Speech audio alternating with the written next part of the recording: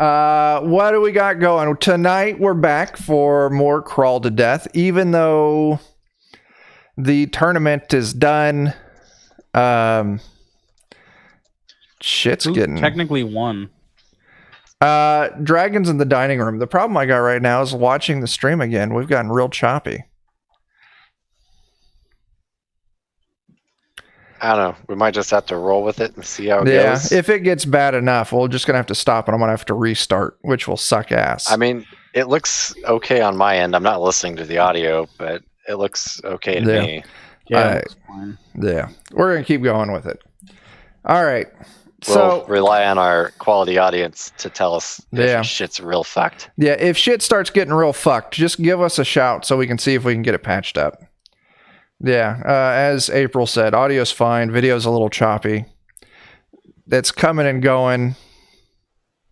It could be our quality internet service provider here just having a good day like usual. Yeah. Well, the main thing that helps is that you can hear us and that the video is not so terrible that it's unwatchable. All right. So we're continuing on Crawl to Death. Code shit's fucked. That's right, yellow shirt Larry. Yes. We're continuing Crawl to Death. Technically, Dragons in the Dining Room have already won this tournament. They timed out on level 2, which is where we're still playing. We were eliminated in the first round through TPK. Technically, we're in last place, but also as we do. But also, I think probably what we did to get there. Yeah, was legendary. I tend to be a little bit more unforgiving than some other DMs, so I think you guys definitely had the hardest version of this dungeon, and also you killed the entire fucking planet in the process. So we've got a lot to be proud of. We also went in without a cleric either. Well, you guys went in without a cleric. That hurt. Took 2 bastard hits from an angel right off the gate. Right out of the fucking... Well, I got annihilated out of the gate. 1 shot killed. Yeah, as Dave puts it, I'm rough. So yeah, you guys TPK'd on the first level. We decided to keep... I regret nothing. I absolutely am 100% with you there. I think it was fucking amazing. We moved on to the second level, but we re-rolled characters. Everyone got to pick a character they wanted. We did bring Joe on, but Joe is homesick right now. It is not Rona related. He is just having a migraine today. So... could be allergies or all sorts of other wonderful things that happen in this area. Everyone keep Joe in your thoughts, mainly by saying, God damn it, Joe. Yeah, that's how you keep him alive. Yeah. You should read that comment by Larry there. And Dan can't roll for anything beyond breathing. Sometimes I'm worried about your rolls for breathing there, Dan. Yeah. Also tonight, I have a new set of dice.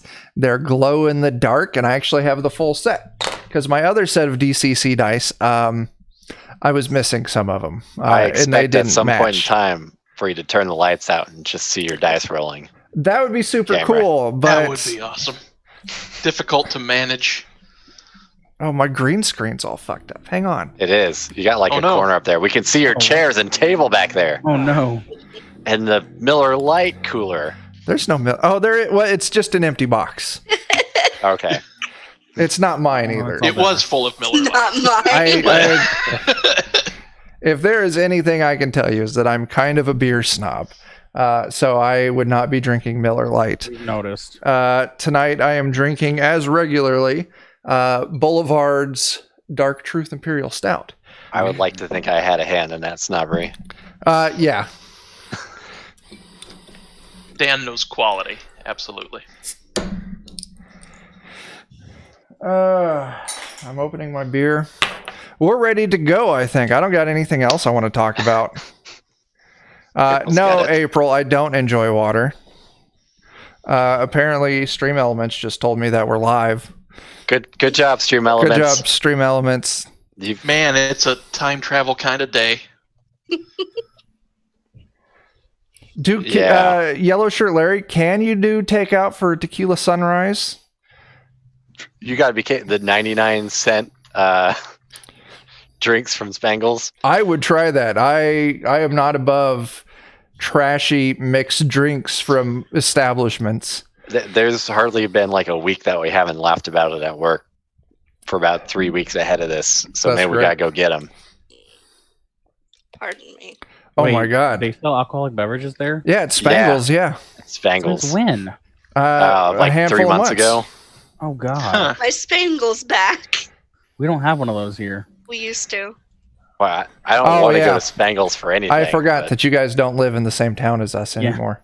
One time I tried to get a job at a Spangles, and the guy looked at me with his very professional smile, and he said, "I wouldn't work here if I were you." And I was like, "Oh shit!" Oh, no. Great advice right there. When I walked into Wendy's for my interview, they said, "Welcome to hell."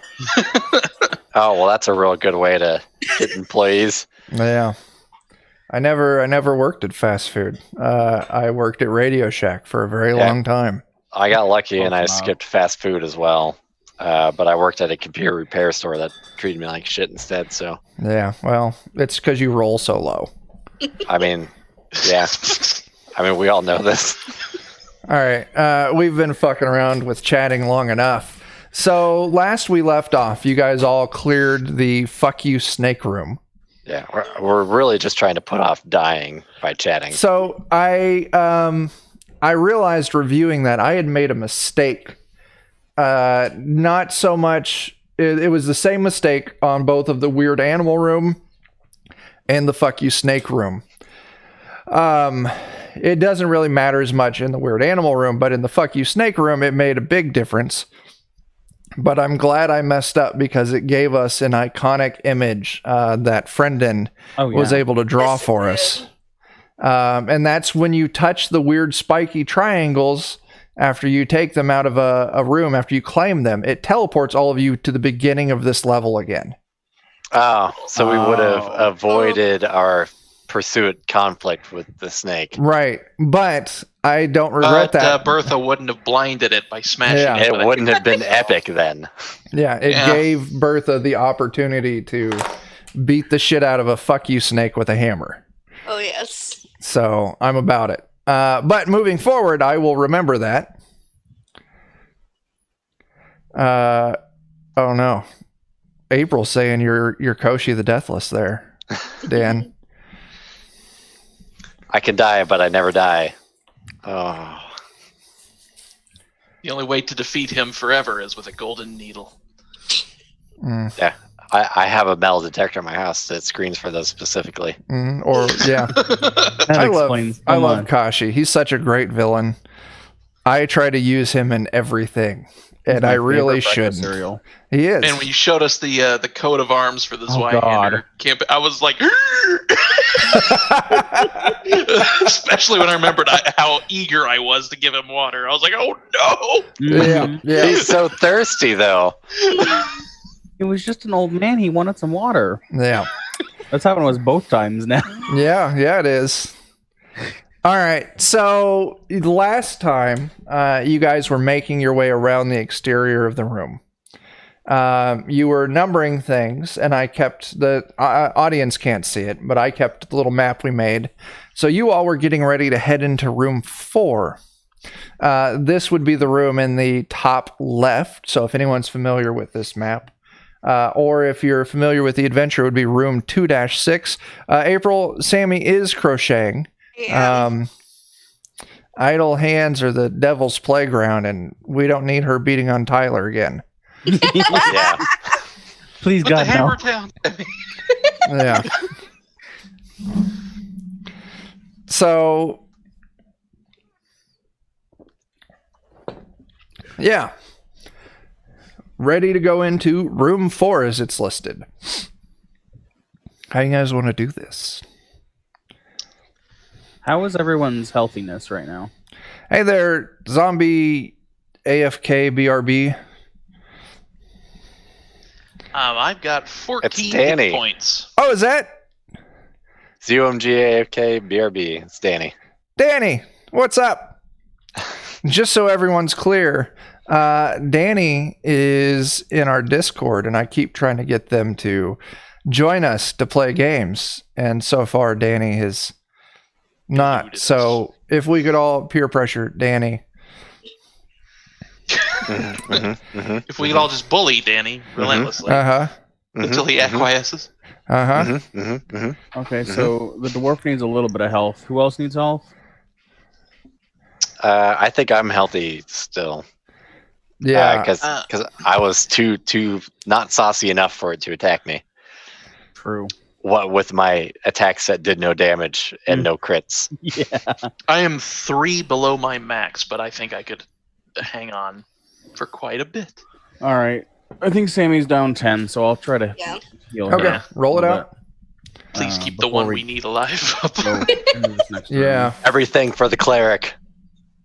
Okay, well, she's going to get a lot of healing. Oh, well, good hell job. Yeah. What's your alignment, Sammy? My alignment, lawful. Okay, so you get 4, whatever your hit die is, D8s, I think, of health. There it is. I was missing my little focus on me. My little That's enough that you're back. DCC Yes, cheat that's full. booklet. I have so many games on my desk right now. Oh god, so many. An entire world 1, of possibilities. 2, 3, 4, 5, 6, 7. So go ahead and 7 put it separate game books and fucking countless adventures littering my desk. I was just making sure you put yourself back at full health. All right, I think we're ready to move into the next room. Okay, so you all heal up a little bit, and you open the door going into this room, and you all enter, and you see, and let me read words at you. The door opens into a 100-foot cubic chamber of gray stone. The central 80 foot by 80 foot, is floored with copper, and the left and right sides are etched with peculiar symbol, and a thin line divides them, bisecting the floor. A gray statue of a one-headed, halfling-sized gargoyle is on the left side of the line. Surrounding the copper is a 10-foot wide stone walkway. Opposite the door is a 20-foot tall device, similar to a scale, though it cannot hold any items. Its ends are marked with the same symbols as the floor. And the left-handed side is tilted downwards, while the right-handed side is tilted upwards. There is a door set in its base. Amulets with the same symbols hang on the wall of the room's entrance on the corresponding sides of the doorway. Besides the statue on the copper, there are 3 statues of gargoyles in the room's corners, all on the stone walkway. One has 2 heads and is twice as massive as the one-headed. One has 3 heads and is 3 times as massive. And the last one has 4 heads and is 4 times as massive. 100 feet up on the ceiling are stone faces of various races, some familiar, some alien. All appear to be screaming. Now, that was a lot of information. It sure was. So I've got something to help everyone out. Handouts. So let me show them to the players first. And then I actually have them set. No, that's not the right handout. I am sort of at the, oh god, what? And we can go over this again so everyone's familiar with it. So, players, you should have 2 handouts visible. One's a top-down view of the room, and the other one's the view of the weird scale. Twitch people, if I do this and this, covering the center of the screen, you can also see these handouts as well. And hopefully it didn't bork our video too hard. Ooh. Looks fancy. So, you can clearly see on handout B, you enter the room. You're looking at this floor. It's a 100-foot by 100-foot square room. The interior 80 feet of the floor, it's a copper floor. In the copper are etched 2 symbols, as you see. The left one's kind of like a weird clover. And the right one's like a medallion with a weird cross in the center of it. On the opposite side of the wall is the scale thing you see. And it's two arms. One's holding the symbol of like the weird clover, and the other one's holding the sign of the medallion with the cross. The medallion with the cross is up. And the scale, the readout on the front of this scale thing is one tick towards the clover, which is the left side of the room. On the copper, so there's a symbol on each side, and there's a thin line dividing it. Oh, I think I know what's going on. On the left side, so the clover side symbol, you see there's a one-headed gargoyle sitting there on it. As you look to your left and your right, immediately flanking the door, there's 5 medallions on the right side with the circle, circle and the cross symbol. And on the left side, there's 5 medallions, each with the clover symbol. And then there's the 3 gargoyles lining the walls, a 2-headed one, a 3-headed one, and a 4-headed one. Each one becomes larger as you move along. Tyler, what are your thoughts, since you have thoughts? Well, I think the gargoyle is weighing down the side with the weird amulet things. Except That's it's on the scale. raised, though. No, the left side. So you think the smaller, the more? Or is it the position? The right side has nothing on it. The left side has a weight on it. So it's weighed down. Because it's in the center, whereas the others are in the corners? Right. They're still in the corner, so I don't think that counts. It has to be fully on the copper thing. Because I guess in theory, that gargoyle is covering 4 squares, and the other side's covering like a square and a quarter or so? I mean, just to help clear us up, the number of heads correlates directly to the gargoyle's size. So 1-headed is the smallest, 2-headed is the next up, 3-headed from there, and then 4-headed is the size up from there. And it's like okay, so we have a 1 and a 4 and a 2 and a 3, and that equals 5 on each side, right? We have 5 on the left and 5 on the right of the symbols. Well, it's 1 and 2 heads on the left and 3 and 4 heads on the right. I'm talking about the amulets that are engraved in the wall. The amulets that hang on the wall next to you. There's 5 of the circular symbol and 5 of the clover symbol. So there's 5 of each. So do we need a 2 and 3 and 1 and 4? Yeah, because that equals 5 and 5, right? Yeah, I mean in that way, yeah. I'm a little worried about stepping onto that copper thing though. Like, how about this? How about this? Let me do a search for traps. Okay. Roll me your detect traps. Hold on. I closed my character sheet instead of the handout. So that would be a find traps. Yep.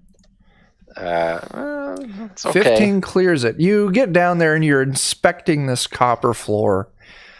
And you hear an odd hum from it, and you maybe hold your arm alongside the copper, and you can see like the hairs on your arm start standing on end. It appears that this floor is electrified. Ooh. Right of. In such a way that, like, if I touched it, I'd get shocked. That is what you are thinking. Yes. Gosh, is it worth it to try and disable it? I imagine that's a higher check, but I could try.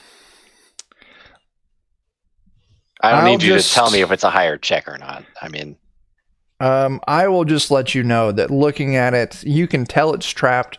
You're not sure how, and if it is, the mechanics of the trapping are beyond your capabilities. Okay, that's fair. So not way, reasonably worth it. I want to avoid stepping out there, but is there a way to like shuffle one of these gargoyles out onto the floor? Now there is a 10-foot walkway. Right. And if you're, careful and kind of shimmy over the gargoyles, you can navigate the walkway around it without touching the copper. So I'll say you can get to any of the gargoyles without risk of putting foot on the copper. And you could try and, push one of these gargoyles. Now, the scale of the picture's not right. Sure. So don't be working off the scale, because it just tries to show that gargoyles get larger. But there's plenty of room to maneuver on this walkway around the edge of the room and push these gargoyles to wherever you want them. Okay, so even like that big one in the corner, we could manipulate fairly readily, like the four-headed one. Right, like the picture is just not to scale. There's enough room for you to get around this. And if you had the thought of moving a gargoyle, which you guys are talking about is moving a gargoyle, you could do so without having to risk putting yourself on the copper or putting the gargoyle on the copper. So I think the important question then is, there is only the one-headed gargoyle on the copper right now. Correct. Okay. I don't think, I guess we could try, lasso him and pull him off of there, but I feel like we might as well just leave him there and work with what we've got. Mm-hmm. I kind of want to try and move that four-headed gargoyle in the bottom right corner, onto that square with the one-headed, onto the half with the one-headed guy. I think you've got the right of it. Move the 4 over and the 2 over, so they're 5 and 5. Mm-hmm. Because the 1, in theory, is in a position where we can't manipulate it readily. Right. We could try to lasso it and pull it off of there, but that's just seems more hassle. I feel like it's the key of the puzzle. Mm-hmm. So what are you guys doing first? I am concerned because the contraption at the other end looks very much like a scale. And I'm worried that if we put more weight on that side of the room, then something bad will happen. Perhaps we move the 2 first, then the 4. Oh, yeah, that's a good point. That's what I'm thinking. Yeah. Move the 2 or the 3 first so that it doesn't immediately. Well, move It's not as big of a difference. Yeah, So that's fair. try going all the way over to the 3 and pushing it onto that side with the circle first. I just need to know, once you guys come up with an answer, tell me what you want to do. I just presume... I'm okay with moving the 3 into the circle half. 3, then 4, then 2. Yeah. Yeah, let's try that. So, you move your way over to the gargoyle with 3, and you put your hands on it, you're getting ready to grunt, and you actually find it slides very easily. Oh, handy. And so you slide the 3-headed gargoyle onto the right side. That's the side with the circle with the weird cross thing in the center. Mm-hmm. As soon as you get that gargoyle completely on the copper, are you guys moving onto the copper to push it, or are you just pushing it onto the copper, trying to avoid it? Yeah, I'm not going to touch that floor. Okay. If I have to use my 10-foot pole to get it out there a little bit further, I'll use as soon as the gargoyle completely clears the other floor and it's completely on the copper, it locks down and sucks into position and you can't move it anymore. But as soon as that happens, all of the faces on the ceiling cry out in unison. We shall judge the balance in 10, 9, 8, if I'm 7. not at the entrance, I will go back to the entrance. We need Now, to put that. I want to get that 2 out on there as fast as I can. Yeah. Okay, let me get a sentence out. Let me get a sentence out here. This is a countdown to 10. You guys are predicting something's going to happen at the end of it. Mm-hmm. A countdown to 10 will give you, each round is about 10 seconds. You will all have 2 movement actions to traverse this 100-foot room. So, why don't you guys tell me now, keeping in mind what your speed is, what your 2 movement actions would be? Well, are we all at the 3-headed gargoyle then? I presume so. I said you guys go over there, and everyone went over there to move it. Yeah. I'm just going to slap my back against the wall like, ugh. I don't think I can make it. What's your move speed? 30? Very far. You can move 60 feet, which would not get you to any of the Either other gargoyle. gargoyles. Yeah. maybe we made a mistake already. So let's live it out. So I will backs move against the wall. towards the four-headed gargoyle, but against the wall. okay. So everyone's hugging the wall. Everyone moves 2 movements. The countdown continues. 5, 4, 3, 2, 1. And the arms of this thing, it's the one tick towards the clover, and it ticks up 1, and then it ticks down on the other side, and then it ticks down again. So now the circle is in the lowest possible position, and the clover thing is the highest possible position. Well, that moved like we expected it to. So I think what needs to happen is the last move needs to be coordinated. Yeah. I mean, we could put the 2 out there, and it would balance. Oh wait, no, we can't. Never mind. That's a good point. But we need the Sucks it 2. down into place. Yeah. Assuming nothing else happens, we need 2 and 4 to cross at the same time and go. Let me get a sentence out here. Yep. Okay. The countdown ends. The arms move their 2 ticks, and nothing else happens. Okay. That's good, I think. Yeah.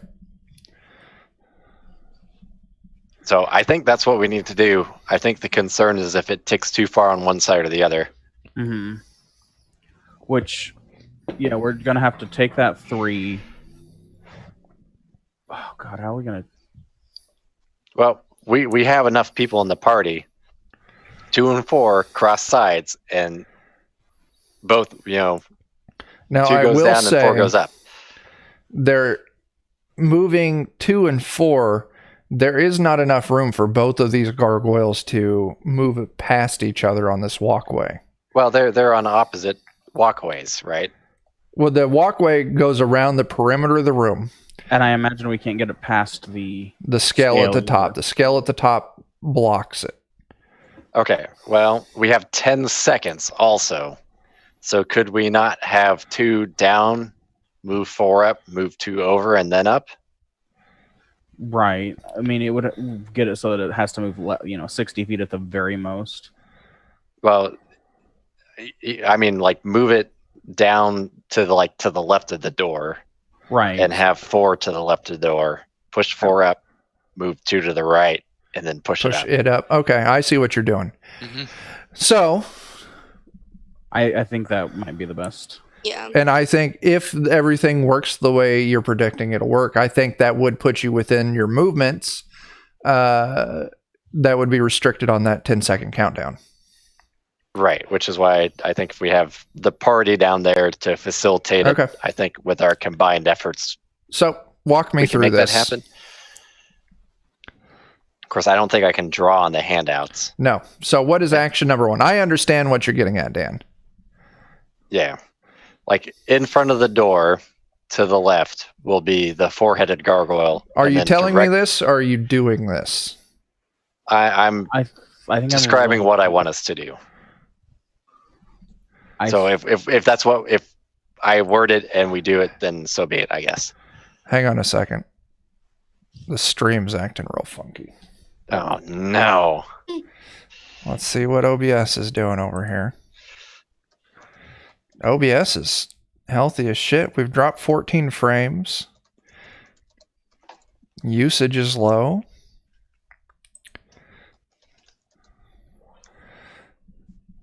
Our bitrate is climbing up. Our bitrate dropped for a second. So that was a Twitch thing.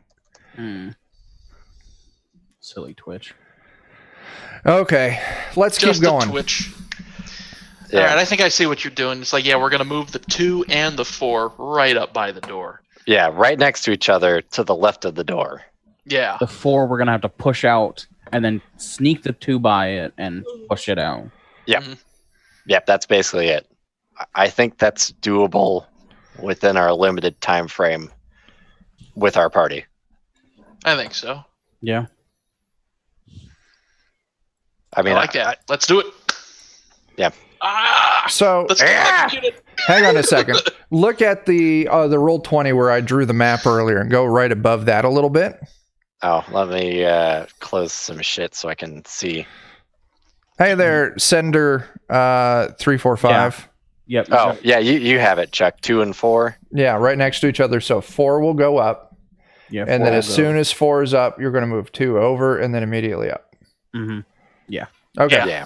All right. So we're all on the same page. Yes. Walk me through what you're doing. Hey, Treebeard, thanks for coming by. We're doing all right. There's 4 of us. Does it take more than one person to move? They 4? slide really easy.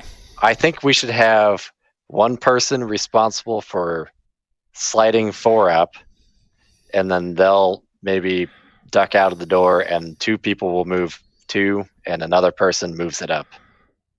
Okay. I just needed you to tell me what you're doing first. I don't want a recap of the entire plan. I want you to say, I'm walking to this thing and I'm pushing it here. Who wants to move 4 up? You can move 4 up. The cleric and the dwarf can move I'll help. Yeah. 2 over and up. Okay. See you later, April. Thanks for coming by. Yeah. Bye. Bye. So which one are you moving first? Or are you moving them simultaneously? 4 has to move first.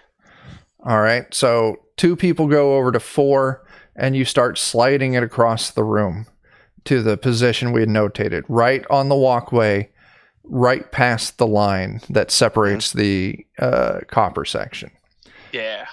After that's done, the other 2 of you go to 2 and slide it down and then slide it right and butt it almost up, right up against number 4. Mm-hmm. Then you slide number 4 up, and as soon as it's completely on the copper plate, it locks into position. And then the countdown begins. We shall judge the balance in 10, 9, and you guys use these 2 movement actions to move 2 over and move 2 up right on the side of the copper, the opposite side of the copper line. Now that leaves us with 4 heads and 1 head on the right, and 3 heads and 2 head on the left. The countdown continues. 5, 4, 3, 2, 1.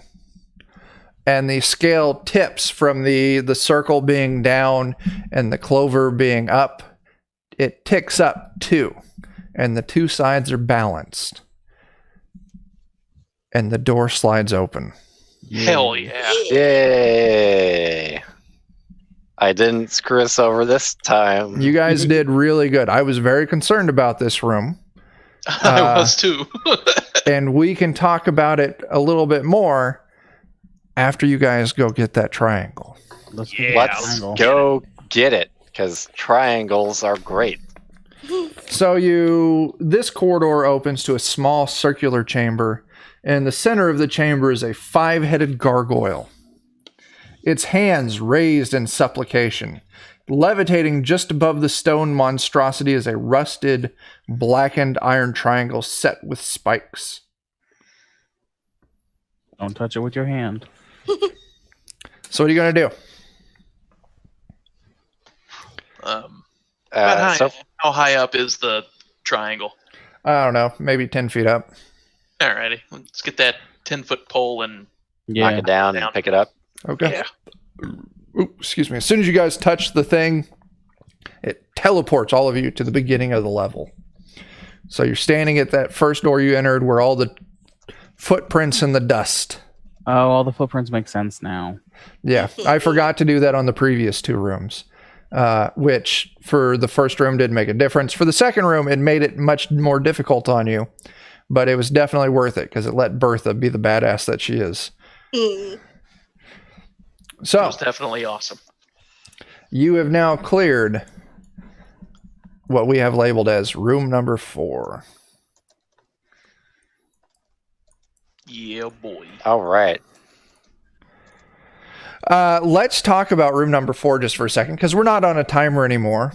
Indeed. So if you would have stepped onto that copper plate, it was electrified, it would have shocked you.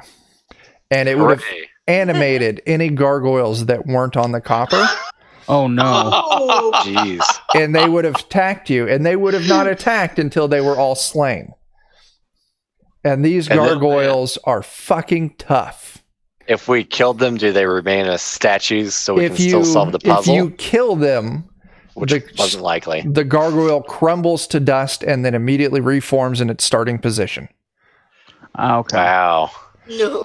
Well, I'm glad we detected traps successfully Good this job, time. Dan.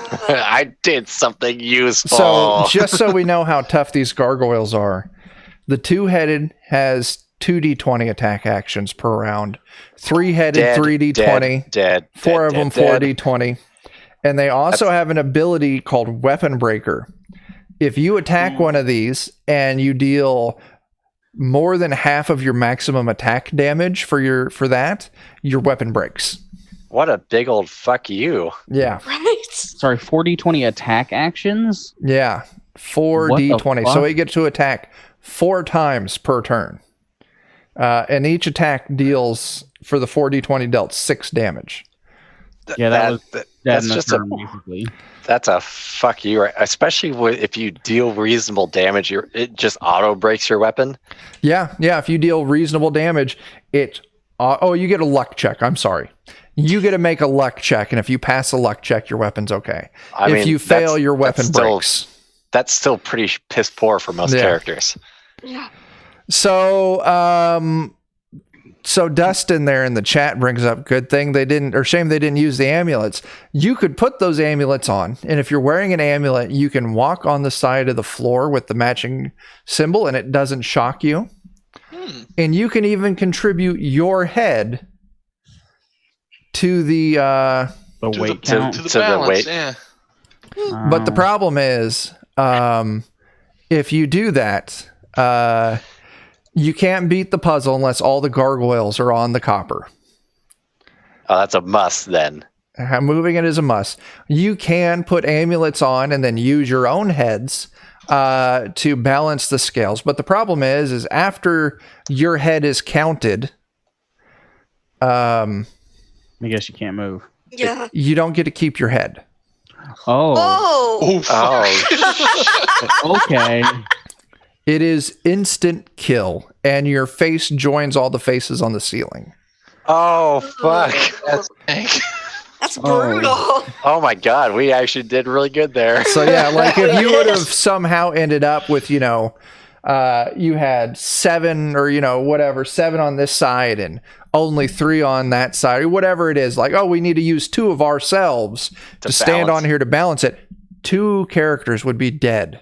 So it's like Saw. Ooh. Yeah. I Doesn't feel matter like- if you solve the puzzle or not. If it counts you as a person wearing an amulet, it takes your head.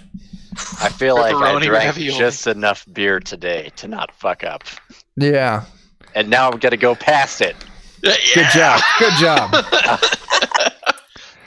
All right. This So- is to go one step further, said Goku. Yeah. Are you guys now moving to room number 3? The next That's counterclockwise. counterclockwise, yeah. Maybe, Yep, so- maybe we'll go ahead and drop our next triangle in so we don't risk losing it. Okay. I'll say you can do that. You take your hike over to the thing and you enter the triangle. And then you head over to room number 3 on our map. Those of you familiar with the map, it's center map on the left side. And in the adventure, it's labeled room number 2-4. Man, that's 50 minutes in and we're not even dead yet. No, that was really good. You guys did really good on that. That's So- remarkable, considering we spent Blame like 3 dungeon, hours we're in the not even snake dead room. yet. Yeah. So, you guys open up the door to room number 3. You emerge into a bizarre chamber shaped like the interior of a star, of a 3-dimensional 6-pointed star. So imagine a 6-pointed star, but it's, completely 3-dimensional. So there's points all over the fucking thing. But you're in the interior. So it's like you're inside of a giant star Christmas ornament. You're in the interior of a 3-dimensional 6-pointed star. The door you came out of is at the end of one of those points. 4 other chimney points extend directly above, below, and perpendicular to the left and right of the exact center of the room. The 6th and final chimney point is directly across the chamber from you. Set into the wall that forms the far end of this chamber, of this chimney point, is a door. So you're looking and you see all these points. And you came in through one of these points. You look across from you and you see the end of the point. Across from you is a door. Spanning the void of this room, of this hollow star, is an arched stone bridge. At the middle point of this bridge stands a strange 9-foot-tall humanoid form. It is featureless, composed of a foaming, watery spray, bounded by a vaguely simian outline, a squat, blocky head set directly upon its shoulders, and there's quotes in the book for shoulders, overlong arms with oversized hands that just clear the floor, and squat, bowed legs, composed of columns of froth with no discernible feet. And that's in the center? Standing at the center of this bridge. The constant roiling motion of the froth makes up the being's form, gives it a frenetic quality, even as it stands still. So let me go over that again. You're in the interior of this 3-dimensional star. Mm-hmm. There's this bridge that spans across the center of it to the point opposite of you where you can see the door moving forward. The bridge, as you look forward, right where you're standing, it's about 15 feet wide. But where it gets to the center of this arched bridge, the center where this creature is standing, it's only 5 feet wide. And that's my description of the room. I'm happy to answer questions, and I'll let you guys take the lead. So there's a point that we're at and a point directly out from us. And then there's 4 other points above and below. So I'm making a crude drawing in MS Paint like the professional person I am. So I can attempt to think, which it won't help. So if you look next to where I drew the other map. Oh, okay. Let me kill my character sheet here. We have another drawing. Oh gosh, yes. Oh gosh, I drew in it already. Sorry. You fuck. All right. How do I undo? There's no Control Z in here. You don't. If you put a mark on there, you have to clear the entire screen or not. Oh. So sorry, you can everyone. see you're looking at the side cut of this With a giant little dick. 6-pointed star. He drew a little dick on my star. So there are 2 going down. 2 going up. And then 2 that go down. Yeah. And there's the bridge that arches in the center, and then there's the weird dude. The frothy boy. Frothy boy. Does somebody want to speak to him? Does he have rabies? I think he is rabies. Oh.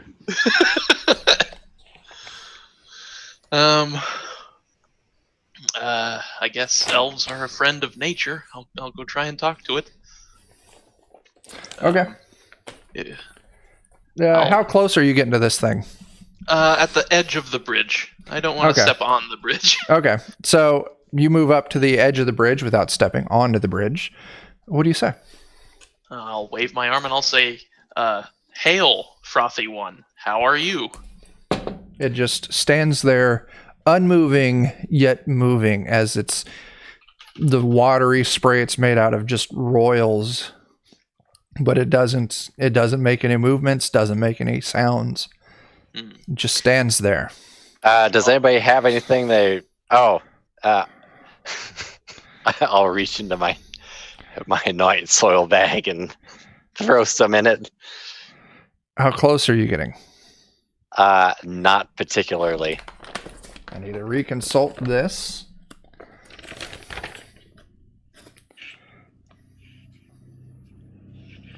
Trying to see if it had how long the bridge is. I don't know. I'm going to say that the bridge is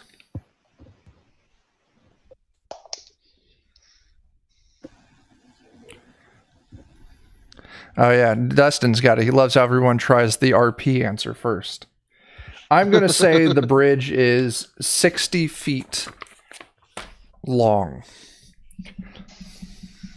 I don't know what the range on night soil is. I'm going to say it's 10 to 15 feet.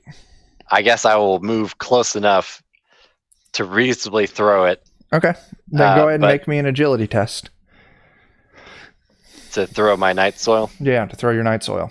All right. Yeah, it's a 9. So I shouldn't have closed that. I need those stats. You take a handful of shit and you sling it at this creature standing on it. You roll a 9. It does not clear the creature's AC. Let's just go ahead and roll initiative. Oh, damn it. Oh, damn it. Why you gotta be like that? Frothy boy, no. I'm going to We put just wanted to be friends. FB for Frothy Boy. Oh, look at that. It's my only nat 20 the whole night. That's great. Oh, I baby. just want to say this is the first official roll of the night with my new dice. Ooh. It didn't disappoint. All right. Who we got? Dan got a 20. Sammy got a 6. Tyler got a 6. Jake got a 19. So it's going to be Dan. And then it's going to be, you know what? I finally figured out how to do the tracker, the initiative tracker here on Roll20, but I'm not going through and setting it up now because you need tokens for that. So it'll be Dan, Jake, Frothy Boy, so FB, and then Sammy, and then Tyler. I don't trust the Frothy Boy because I don't know him. I can't see his eyes. You cannot see his eyes. No, he does not have eyes. Makes me think of a, There are no eyes. a So, Saturday Dan, Night Live skit. with- You're 15 feet away from this thing. I already feel like that's too close. But because I'm close enough, I'll go ahead and shoot my bow at it because Okay. does a 17 hit a Frothy Boy? A 17 does hit a Frothy Boy. And it would do 5 entire damages. You do get the feeling as your arrow sinks into it. It was not super effective. As are most of my attacks. That is true. And with that, I'll go ahead and use my movement to move back towards the entrance. Okay. Because I've already been invalidated in combat like usual. Mm-hmm. So yeah, you can easily make it back towards the entrance. And I will relay with words from my mouth parts that I shot it with an arrow, and boy, it didn't seem to do much. Okay, Jake, you're up. I'm gonna cast Magic Missile. Okay. Oh boy, here we go. Don't lose 16. it. Solid hit, Let's see what yeah. we got.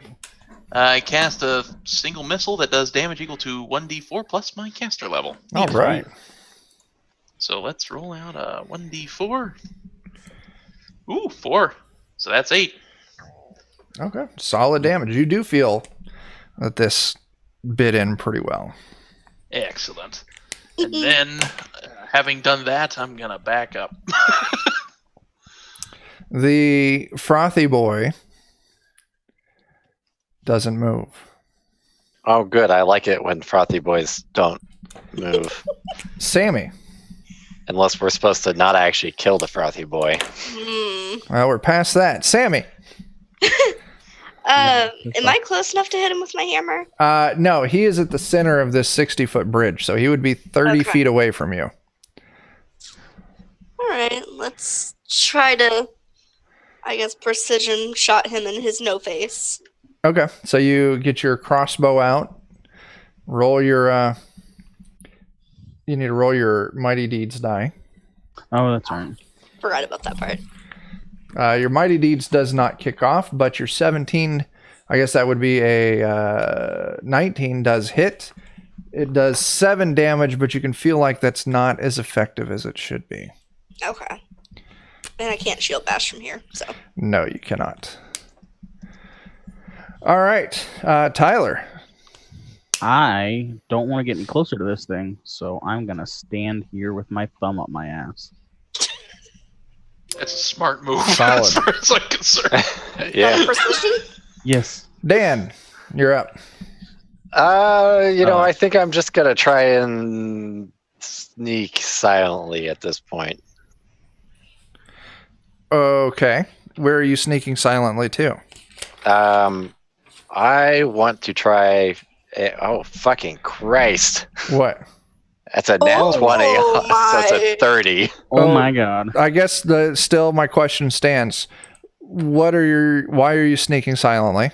I want to try and move to the other side of the bridge. Now, where this thing stands, it's 15 feet wide, or it's 5 feet wide. Is it obscuring the bridge from passage? Yes, you would have to move through its space.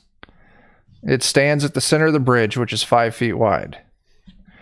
Okay, Yeah, the I bridge was is not narrow, sure so if it it gets closer to prevented the center. passage or not. It would, yes. And then sneak silently doesn't stop it from seeing you. That's hide in shadows. Yeah, in my mind, hide in shadows means I'm not moving. No, you can still move and hide in shadows. You can. You can use both of those in conjunction. Okay, well, then I will next hide in shadows, I suppose, and call that the end of my turn. Okay. Okay. Which really wasn't bad either. 24 So, to hide in shadows. I really need you to understand this is a bridge with no sides Yes. that is 15 feet wide, which narrows down to 5 feet where it's standing. What shadows are you hiding in? Like, At this point, I don't think I'm going to try and pass if it's concealing it, but maybe if I can get somewhere where I can look. okay, you can press yourself up against the wall and you can get a good sight on. I'm just trying to let you know, like, there's no physical way for you to sneak up to this thing. You're sneaking down a hallway straight towards it where it's looking right down the hallway. I'm mostly just trying to eliminate myself as a target. Okay, that's fair. So you hide. At the end of the day, that's what I'm trying to do, is not get murdered. Okay, you hide by the entrance, and the turn passes to Jake. I'll shoot another magic missile. Okay. Hopefully.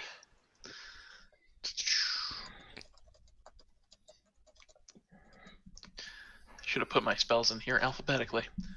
10, that's a loss. That is a loss. No. No, shit. Wait, where the wizard to go? This thing has a movement speed of 40. So it moves down to where the dwarf, the elf, and the cleric are standing.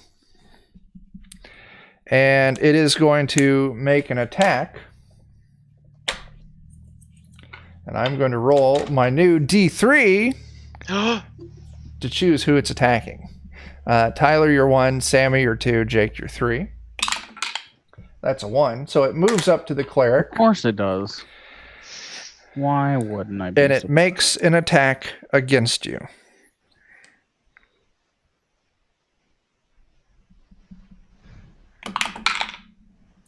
Now, this creature has a very special quality. And that is a highly expanded critical hit range. Oh no. So first off, Tyler, I crit on fuck you, which is all of my rolls. take a 6 damage, Tyler. Oh, Okay. Oh, I'm sorry. No, that's not 6. That's 14. No, 13 damage. Take 13 damage. Still- Okay. And then I need you to make me a reflex save. Oh god. And while he's doing that, I'm gonna get more beer. That's a crit fail. oh, This thing attacks you and it Oh, grabs no, you Tyler. and it tosses you off the edge. Oh god, no. oh. I'm not at the edge of the bridge. You were standing. Wait, weren't you at the edge? What were you? Oh, you moved back towards the thing. Yeah. I hadn't gone in. It wouldn't have attacked you then. It would have attacked Sammy or Jake. Oh, thank God. So, Sammy or Jake, I'm going to roll my new D4. Okay. Because I didn't move, I just shot it. So, Sammy, he attacked you. Sammy, make that reflex save. You took the 13 damage. Tyler, you can have your 13 health back. Oh, God, Sammy, do better than I did. Oh God, You- Sammy, Oh my you did God. good. Stout your reflex save, and it's not able to try and throw you off the ledge. Good. And then that's the end of its turn. Sammy, you're no. up. Oh no, computer screen. There's beer on it. It So belongs it's- in my mouth. It's up in your grill. It's up in my grill. Try and Yeah, push it is off. up in your grill. No, it's up on my computer screen. That's the problem. So wait, I took 13 damage, correct? You took 13 damage. 14, Sammy. Shut up. No, it was 13. I was incorrect on No, that. I know. I was telling how Oh, much it's- health you had left. Oh, okay. You're doing math. Nothing was hard. I'm So there for I'm that. gonna, Yeah. I'm gonna try to knock it back. Okay, you're gonna do a with my mighty hammer. deed. Yep. All right, so you're doing mighty not. deed knockback. You do not do a mighty deed knockback, and you do not even hit. You gonna try and make your shield bash? Nope. You're okay. Yeah. No, you don't. You don't Was do either of those overwhelming. things. Tyler, you're up. You know what? I'm gonna try and stare into its eyes and cast Lotus Stare. What does that do? It can paralyze or immobilize it. Ooh. So hopefully this goes off. 19. Making brief eye contact with the target, the cleric forces it to stare into the swirling hypnotics of his gaze. Target receives a will save. If it fails, Tyler. the cleric. Is it immune to will saves? It is immune to mind and will affecting spells. Damn it, every monster in this dungeon's a dick. So you try and cast your spell. Your spell goes off, so you don't lose it or anything, but it just doesn't have any effect. It was a valiant effort. It was. A good I- roll, even. Don't have any not will save spells, and it's Yeah. just unfortunate. Yeah. All right, we're back up to Dan. Well, left to center, correct? Yes. Can I move to the other side now? It's 60 feet across this bridge. Yes. You can get past it, yes. I feel like I rolled well enough to try. Okay. So you sneak past this thing and start making your way across the bridge. I feel like this is that ambitious grab for a triangle that gets us all out of danger. But- Mhm. Okay. So you Go use for it. both of your actions for movement, Yes. meaning that you make it to the other side. Where I'll probably find something worse waiting for me. Maybe. We'll find out on your next turn. Jake, you're up. I think I'll go for a good old fashioned stab with a spear. Go for it. All right. Vicky bye. That's probably a miss. Definitely 12 is a miss. Jake, it's its turn, and since you tried to stab it, it is going to attack you. That's fair. That is another critical hit. Oh. So you're going to take 13 damage, Oh. and I need you to make a reflex save. Alrighty. 12. You do not make a reflex save. It grabs you, and it tosses you off the ledge. Plop. And it's kind of weird. As soon as you see Jake's character clear the ledge, he stops all forward momentum, and it just sucks him straight down suddenly and quickly. Oh, like he goes a little, and then Yeah. Jake, take another 10 damage as you are sucked down one of the points of the star. That might be fatal. Oh, yes, no doubt. As your it might definitely is fatal. as your body then miraculously appears right by the door of the entrance of this room. Oh, good. Hopefully our cleric can save him. Oh, So that God. was I'm imagining Acme, Wile E. Coyote over the cliff, look straight down, help, Up, and then up. behind them, splat. yeah. Oh, Sammy, you're up. I mean, I'm gonna try to knock it back again if I Okay, can. absolutely you can. Roll that mighty deed. No, Seriously. but you can still make your attack. You attack it with your hammer. Oh my god. you don't Why hit. though? All right, Okay. shield bash. Give me a 3. That's a fumble on your shield bash, I think. Yeah, that's a critical fail. Yeah. So go ahead and roll your fumble die, which is based on your armor. It should be over by your armor on the On the shield. shield part. All right. You rolled 1 Herculean blow. Nope, that's a critical hit. I Can need we to go do to that the one? Nope. Can we have that? Oh, this isn't bad. Your incompetent blow makes you the laughing stock of the party, but otherwise causes no damage. I mean, yeah. So everyone make sure you laugh at Bertha. As you should. It's a very quiet laugh. Tyler, you're up. Let's see, we have 4 rounds to save Jake, right? Yeah. Yes. Yeah. Man. I'm going to take a couple steps back because I was right up by Jake. And attempt to healing hands him. So you're going to take a couple steps back to put you next to Jake. You cast your healing hands. Okay. You do not. And that's a fumble, which means my disapproval goes up 1. So on all future checks, you're going to take a -1. And your critical failure range expanded from 1 to 2. It was already at 2. So it expanded from 2 to 3. Wait, I get a -1 to checks as well? Well, no, you didn't get disfavor, did you? No, I think it just expands his it range. just expands my critical. Okay, then. I'm sorry. Yeah. If you would have critical failed, you would have gotten a -1 to... Okay. So yeah, your crit range is 1 through 3. Shit. Okay. Okay. Don't fuck up. Dan, Is it a door or is it like a portal? it is a door. I feel like I have to check it for traps first. Sure, go ahead and spend your action. You spend your movement to move up to it. 19 to find traps. You feel confident it is not trapped. And that would be the end of your turn. All right. Jake, 1 step closer to death. Frothy Boy is going to attack Bertha. No, not Frothy Boy. Frothy Boy gets this is not a crit. It is a 17. Does that hit? No. Okay. It swipes at you, but you interject with your shield and you're doing just fine. Hell So- yeah. Sammy, what is Bertha doing? I'm gonna try to hit him back again. All right. I you- believe. Oh, That's good. Yeah. oh. 19? That is going to hit. And you did pushback, right? Yeah, I did. So you push him off the ledge. Yeah.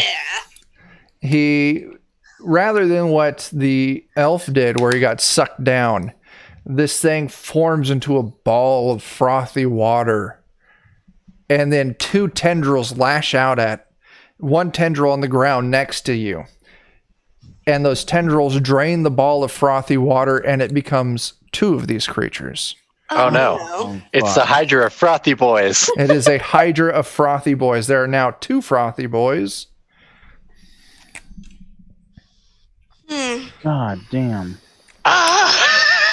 Right? Tyler. Wait. What, Sammy, you still got more shit to do. I have a shield bash in there. All right. Oh, did There's a your 15? 15 does hit. So you hit the right frothy boy for how much damage? 5 damage? Yeah. Okay. All right. Now it is Tyler's turn. I'm going to Oh. try to heal Jake again. I All sure right. hope they do reduce damage once they're reduced in frothiness. Okay. Right? They don't. Oh, Oh, no. Oh no! All right. Maximum froth. Jake, you get 4 hit dice of healing. The Frothmeister. So Jake, heal up. Hell yeah. It seems like my dice are either really great or really bad. Yeah. No in between today. All right. Anything else, Tyler? Is that your turn? Yeah, that's my turn. All right, Dan, it's your turn. I opened the door. You open the door. The corridor ends in a small angular chamber occupied by a small fountain set in the center of a black pool. A constant stream of befouled water spouts from the pool, which rises to waist level before crashing back into the pool. Floating above the plume of water is a rusted, blackened iron triangle set with spikes. As you draw near, the water grows more foul until it is a fountain of blood gouting from the heart of the pool. Ew. What are you going to do? You would free action open the door. I feel like I need to knock the triangle down so I can get to it like we've done everywhere else. Yeah. Jake, that was a disappointing amount of healing that you got. Yeah. Well. Jesus. I'm so sorry. It was man. still some. Yeah. Would I be able to like reach it with my short sword to kind of like tip it back towards me, or I will let you just move up with the standard. You'll move up to it, and that's your movement. Mm-hmm. Short sword, and I'll let you make an attack. It'll be a real low DC, just to make sure you don't fuck up. Yeah. Just to see if you can knock it back towards you. Okay. You do. You go up and you ping it towards you. Give me a reflex save. Oh no. And you catch it. Oh good. And you catch the spiked iron triangle, and all of you are immediately teleported to the entrance of the dungeon. I am going to attempt to heal Jake again. I feel like we need to go spike that frothy boy door shut. absolutely. Oh, yeah. Yeah. I'll just say you do. You immediately run back to it, and you wedge a spike in there to seal that door shut. You have now completed,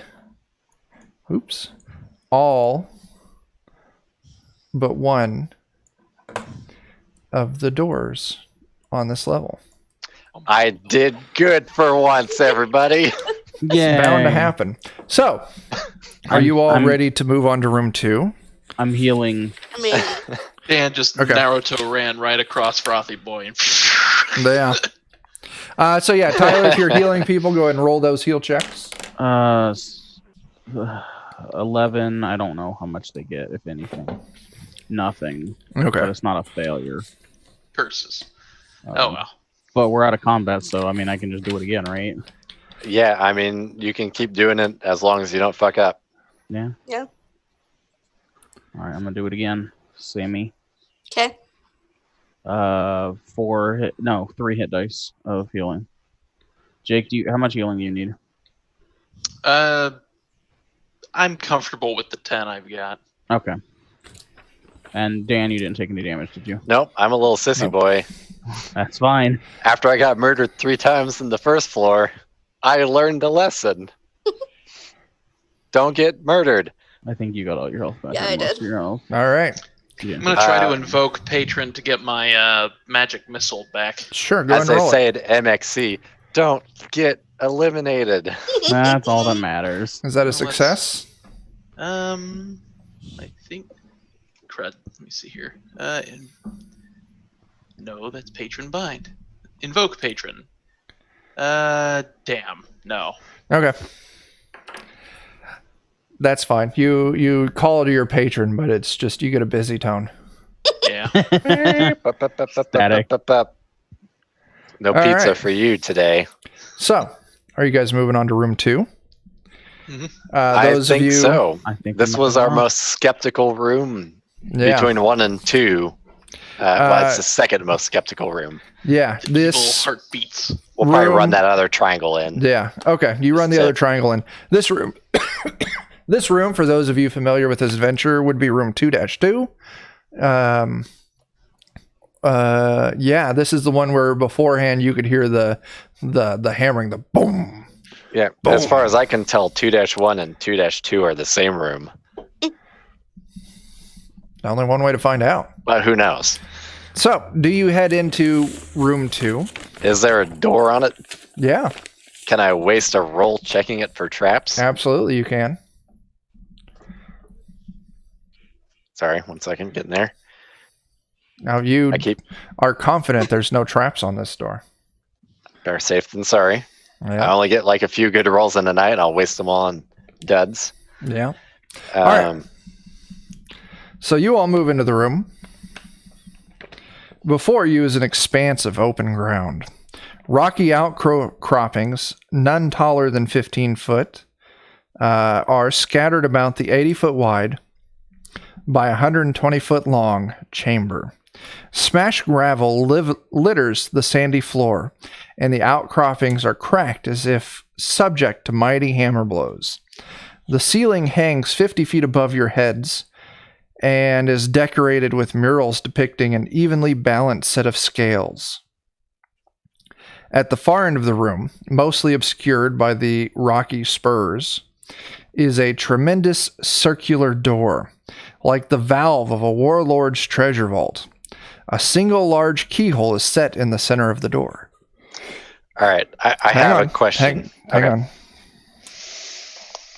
Standing between you and the door is a towering humanoid-shaped figure fashioned from verdigris-encrusted bronze, black iron, pitted tin. The 18-foot-tall, hulking thing resembles some titanic warrior clad in armor.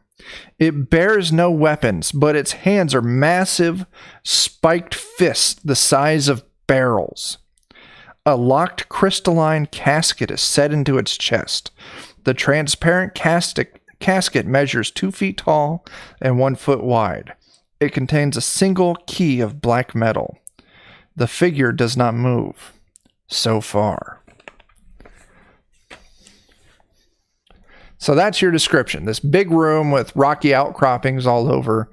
On the far side of the room is a circular door with a key in it. And standing in the middle of this room, between you two, is this giant 18-foot tall, ironclad creature with barrel-sized spiked fists and a crystalline casket set in its chest, with a lock on it that has a black iron key inside of it. So, coming into this room, the door that we see is straight across from us. Right. If we look to our left, do we see what I presume might be door number 1? No. No. Is it just because it's obscured, or we can see that wall and we don't see that door? You can see that wall and you don't see the door. It done poofed. We heard some like thrumming, Pounding. pounding. Do we still hear that? No, it is stopped. I think this might be the source. And are shorn, like, how tall were they? Like no taller than 15 feet, these rocky outcroppings. Do they look like they were like hammered down, like there's rubble at the base of them? Oh, yeah. And how tall is the statue? 18 feet. So he should be taller than them. Yes. And you said there's a scale in the ceiling? Yeah. In the ceiling is a picture of a perfectly balanced set of scales, or an evenly balanced set of scales. I feel like somehow our goal is to have, I assume, the ceiling crush the statue down. And it's 50 feet up the ceiling.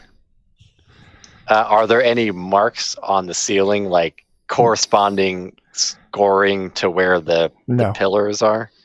It's unmarred. Yeah. That's a word. Oh my god, my vocabulary is so flavorful while I'm drunk. So what's going on? Mostly me thinking out loud.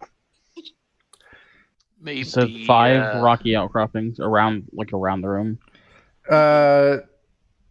There are rocky outcroppings, just an undetermined number. A lot of okay. them, I presume. Lots of them. Okay. Yeah. I Does High C have any thieves' tools, like lock picks? I sure do. Maybe we can get you on the Mr. Fister and have you lockpick the key to his heart. You know, we could just take some fucking bullshit chance here, and I can just roll some hide in shadows and sneak and see how it comes out. Yeah, I don't know that I want to have to combat this guy if that fails, though. I don't think any of us want to combat him. Me in particular. So, I feel like there's something with the scales, but that triggers the ceiling. Like if we're uneven on one side or the other, perhaps we trigger it. yeah. Well, I guess only way to find out is to. I could try and make a circuit around the room, moving sneakily. Well, if you're going to do it, roll it and do it. All right, I'll go ahead and just pound them both out real quick. Hide in shadows is 26. There you go. Sneak silently is a 12. So let me just drop a luck on it for fun. That turns it into a 17. Okay. And I will try to. I'll see what happens when I go out and to the right to start with, and I'll kind of make my way around to the door. Okay. Now, this is an 80 by 120 foot room. This thing stands in the center. So it's 40 feet from the side walls, and it's whatever the fuck, 60 feet from each of the entrances. I assume there's either going to be a couple turns spent moving or something's going to happen. So what are you doing, Dan? I want to take like a wide cut around the right side. Are you following along the wall, or are you trying to sneak between the outcroppings? Using the outcroppings. Okay. Since I'm doing hide in shadows, I want to try and lever to the outcroppings. Okay. It's 60 feet. You're hiding in shadow. I don't remember if there's a movement reduction when you're hiding in shadow. Do you know?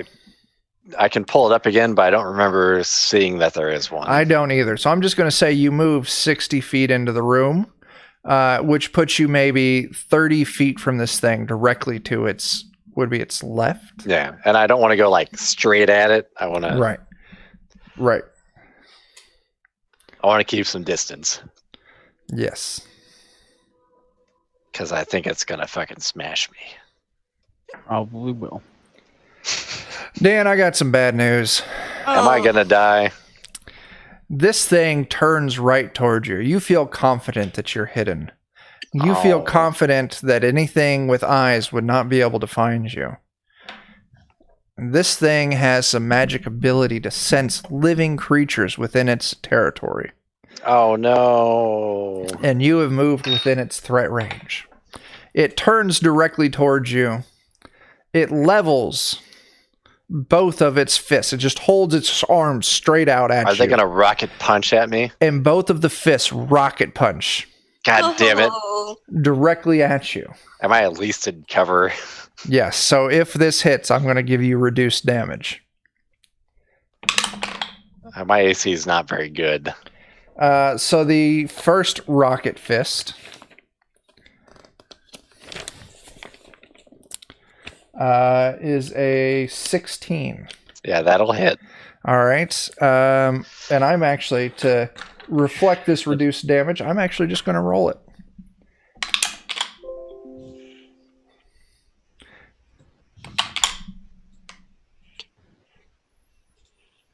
No, I'm going to take the lower of the two because I rolled higher than the standard damage. So you only take 14 damage. Only 14.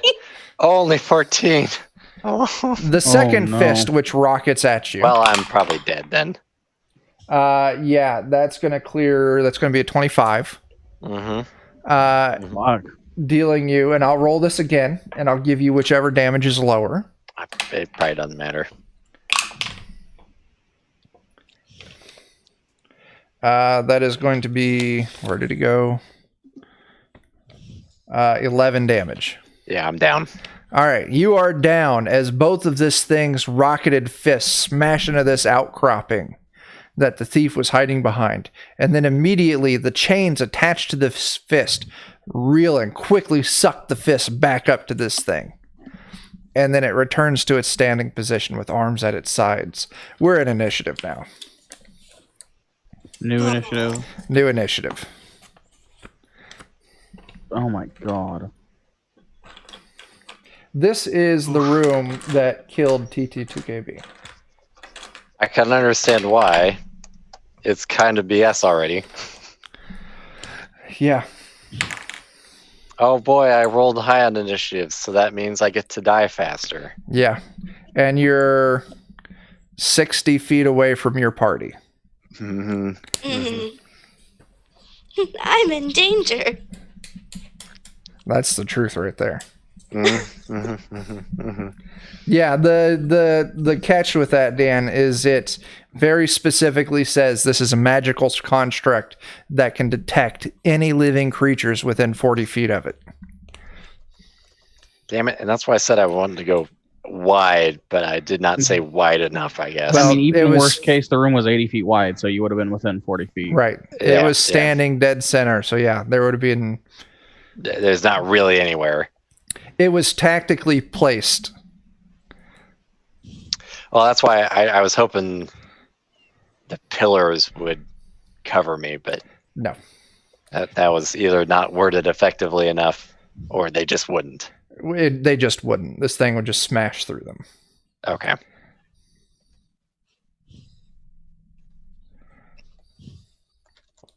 All right. Then Jake. Then Sammy. Then Tyler. Dan, you move a step closer to death. I mean, I don't even think I'm worth saving, so... The iron creature stands and returns its fist to its side, not moving. Jake. I'm gonna go get more beer and go to the bathroom. I'll be right back. I'll enjoy this at least while you guys struggle. Time to play superhero. I'm gonna run towards high C. Yeah. Try and get our boy back. You can clear the 60 feet and make it to high C, no problem. Alrighty. Sammy, you're up.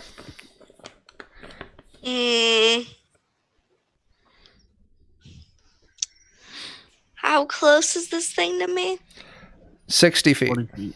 60 feet. Oh, 60 feet. Okay. I could try to shoot a little bit of a crossbow at it. Is your crossbow range 60 feet? I think so, yeah. It says 80. Oh, yeah, definitely. You can take your shots. Okay. I guess where to precision shot it though? The keyhole. Yes, let's precision No, you shot it. can definitely precision shot the crystalline coffin on its chest. Let's try that. Okay. Mm, I mean, 3 goes off. 3 does pop your mighty deed off. okay. And then roll your attack. Ooh. No, that's not going to clear. Mm-mm. Okay. Your crossbow bolt does just misses the entire thing. It goes way wide. You were...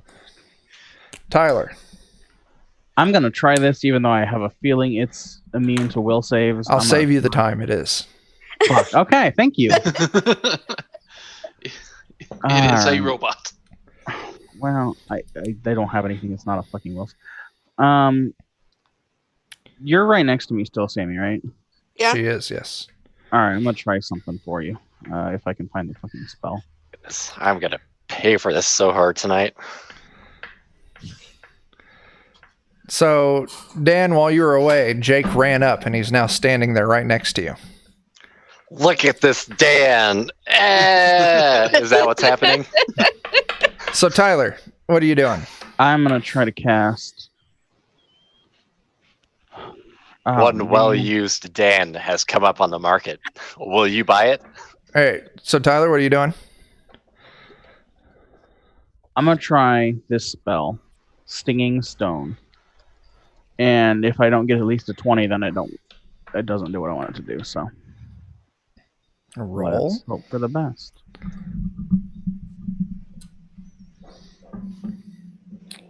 I cast it twice. The 19 is the cast, so You could spell burn. I'm gonna spell burn. Wait, clerics, do they have spell burn? No, they only have luck burn. So I'm yeah. I'm gonna burn a luck. Okay. And you move it up to a 20. All right, Sammy, you're next. Okay. Arrow. Well, it says arrow, but I'm gonna use bolt for her crossbow. Okay, that's absolutely fine. Yeah. Turn is gonna be a normal arrow. You can shoot with your bow, but once it hits the enemy, it's gonna turn into a snake. And what does that snake do? See Appendix P. Give me just a moment. Okay. Will you look that up? We're going to move back up to Dan, who moves a step closer to death. And then it's this Good turn, me. Iron Warlord's turn, who now has a Jake, an elf, in range. So it turns towards the elf and levels both of its fists and rockets them off. I gotta believe. Rocket to punch. First attack That's is Metal Gear. a 31. Oh, Oh no! I didn't believe hard enough. And that is going to deal 14 damage. Oh, Rip. dang. I can Okay. see why anyone would TPK in this room because it's a massacring machine, It is. And then an auto-hitting massacre machine. its attack dice are D24, not D20s. And its 2 hit bonus is plus 12. I mean, that's enough to clear most people's ACs Yeah. just with the plus. And its second fist pounds into the corpse of the elf, but no other mechanical effect goes off. I mean, I think we'll TPK here. Probably. I wouldn't disagree with that. Jake, you're one step closer to death. Alrighty. Sammy, Tyler, did you figure out what happens? Yeah, it has a poison. Oh, okay. So you're... Let me figure. I'm sorry. I'm just going to go ahead and say it. What about this giant robot do you think would be affected by poison? It's a fortitude save, okay? It was my only chance. I'll let you make it. Sammy, make your attack. Okay, so I'm going to try to precision shot again. All right. Roll your mighty D. That pops off. Roll your attack. Maybe he's got fragile gears. Hey, What is that? That's a 15, or, 21. yeah. And you're going for the casket, so that is a hit. Yeah. The casket will take that 11 damage. And then it doesn't get to make a fortitude save because it's a casket, but I'll tell you what. I'll let you use that poison from the snake and roll me a d6, and that'll be additional damage. Okay. I think our long-term goal here is to damage it outside of its 13. range. Honestly, Yeah. the idea was it can do a stamina or an agility drain Oh, okay. because of the type of snake it is. Mm. But if it's just going to be immune to that, then I'm just going to be okay with the damage. Yeah, well, and she was shooting for the casket on its chest. I forgot about that part. And the too. snake did deal more damage because of that. So your spell was... Oh, you did roll the d. It still helped. Okay, and now it's still a snake for a number of rounds. Okay, roll me a d6. I did. It's a 2. Roll me another d6. Oh, another It's one. 1d4 plus caster level. Okay, Sorry. so Tyler, roll me a d4 and add 4. It's a snake 7 for 7 rounds. rounds, so it can Okay. continue to bite it once a round for 7 rounds. Okay, cool. After that, it is Tyler's turn. There's no way to get to these two without getting within range of this thing, is there? Definitely not. Fuck. And I don't have any ranged weapons, so I'm gonna try to stay out of the range of this thing, but kind of move closer to. Okay, we'll say you move 40 feet towards 45 feet towards them, which would keep you out of its fist range. Okay. I put the snake at the bottom of the initiative order. The snake is just going to make an attack against the big dude. Ineffectively. Dan, step closer to death. Good job, me. The giant golem is going to smash down at this snake. I'm going to presume that a 36 is a hit. Oh, That God. Jake was already dead. No, the snake. The snake. Oh, okay, yeah, probably. And it deals 14 damage to the snake. It'll go and swing again to make sure it's dead. And that's going to be a 17 with another 14 damage. So if it's on its chest, did it just punch itself in the chest? No, I would presume that the snake fell to the ground Okay. Probably. and then would have started attacking this thing's ankles. Okay. Jake, you move a step closer to death. Sammy.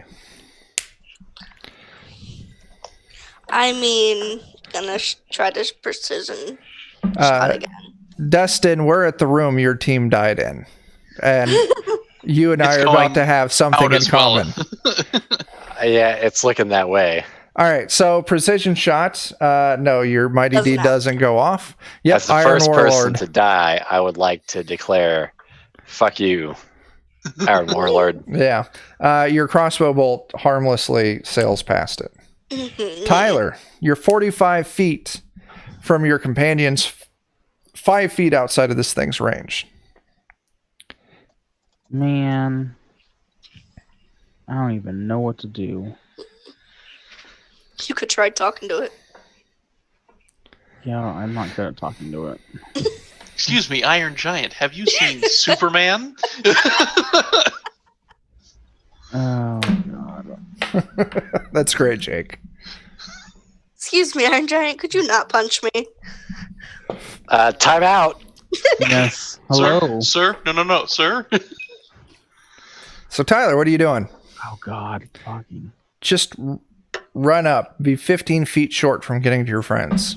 I would still be 15 feet short from them, wouldn't I be? Or you could use 2 movements and you could be... No, you wouldn't. Your speed's only 25. My speed is only 25. I would be right up at them, but You would have to move use both your actions to get up to this thing. I can't get any closer without getting within its range either, can I? No. You could use a 10-foot pole and try to do that weird, like, thing. Yeah, that when was kind of something's the just idea. out of reach. Does anyone... Fuck. I don't think I have a... I was gonna try and grappling hook them, but I don't have a grappling hook. Sammy has the grappling hook. Yeah. Grappling hook and 50 feet of rope. You could grappling hook them. Could I throw it at Tyler? It's not your turn anymore. No. On Tyler's turn, when it goes to your turn, you could. Okay. I might have to just yell Say out what? to the dwarf, give me the fucking grappling hook. I'm gonna bring these guys back to us. Okay. So that's your turn. Dan, your character. The servant of God. Give me the fucking grappling. That Go is fishing turn for 4. Bren. Your character has bled out. Damn it, I thought he had another turn. Fuck. Nope. Sorry, It is Dan. the iron creature's turn. It doesn't have any targets, so it does nothing. And I'm not very likely to come back from this either, so we'll see how Jake, this goes. you I step might just be drinking the rest of the night. another step closer to death. Oh, baby. Sammy, it's your turn. I hope you all heard my very loud dying breath. I'm dead. Yeah, that Oh. definite gong noise there. Sammy, it's your Now, let me turn. Pull up that gun. I want to toss the grappling hook and rope at Tyler. Okay. Make me an agility check. Please do good. I'm going to make sure you get it there. It's just if you rolled a 1, I was going to make you roll an attack against Tyler. Oh, okay. So, Tyler, you have the Alright. grappling hook and rope. It is your turn. I Go fishing. am gonna go fishing for Jake. Is that an agility? Yeah. Oh, Maybe you'll miss and bring me back. I mean, that would roll you over, probably. I You toss your grappling hook. Give me a luck check.